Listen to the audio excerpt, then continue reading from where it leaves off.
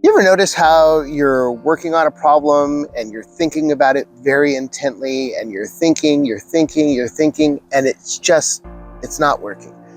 But then suddenly, maybe you're taking a shower or you're doing some other random activity, you're in the kitchen cooking and boom, it hits you. You know why that happens?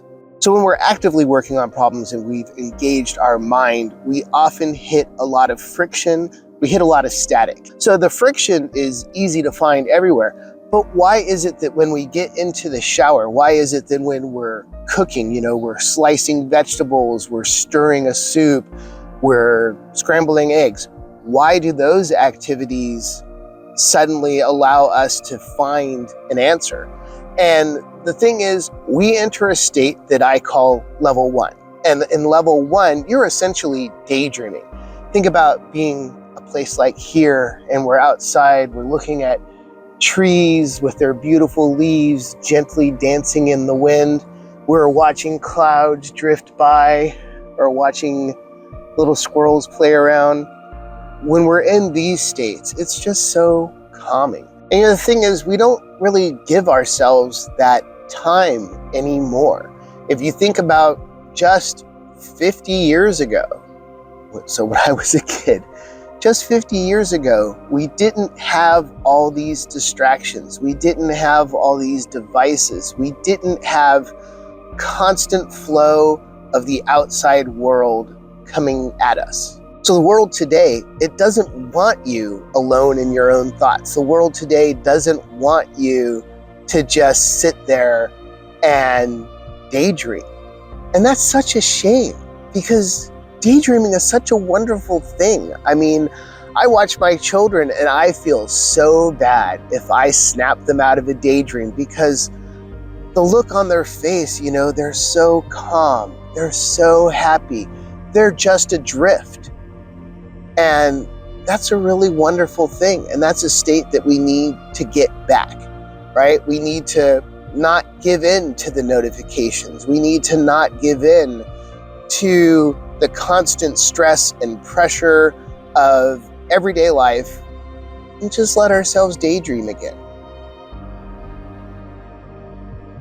So I just wrote my first book, Wherever the Void Flows. And in that book, I talk about level 1 and daydreaming.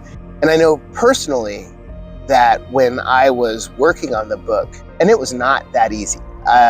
There was a lot of stuff going on. There's, my children, there's my job, there's my 3-hour each way commute. I had to find space. Even I know what I wanted to write, and I knew how I wanted to write it, I needed to create that space for the writing to get started. So it was a little bit of a challenge. And what I started to do after the first couple days of writing was I would just, if I was on the train on my way into the office, I would just look out the window and watch the way the wind blows through these brown grasses outside, and it forms these patterns like waves. I would watch the sun rise and look at the golden rays dancing through the window. And I would daydream, and I would relax. And then I would start writing, and it would just flow. So daydreaming is our entry to flow. Daydreaming is an essential step to clearing the static out of our minds. So here's what I want you to do. I want you to go somewhere like here. Hopefully there's a place like this that's not too far from where you live. Go out, sit in nature. I want you to try it for just 5 minutes.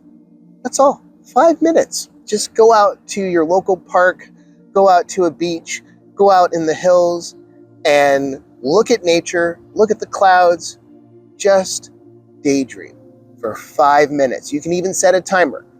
Now, when that timer goes off, I don't want you to actually, go look at the timer again. What I want you to do is evaluate your current state.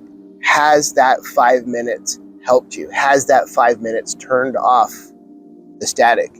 And what kind of things came into your head during that 5 minutes? So that's it. Daydream. Give it a try. Leave me a comment down below. Let me know how it goes. Let me know what it feels like to have that static clear. And if you want to join me in the void, click that subscribe button. Let's see where the void flows.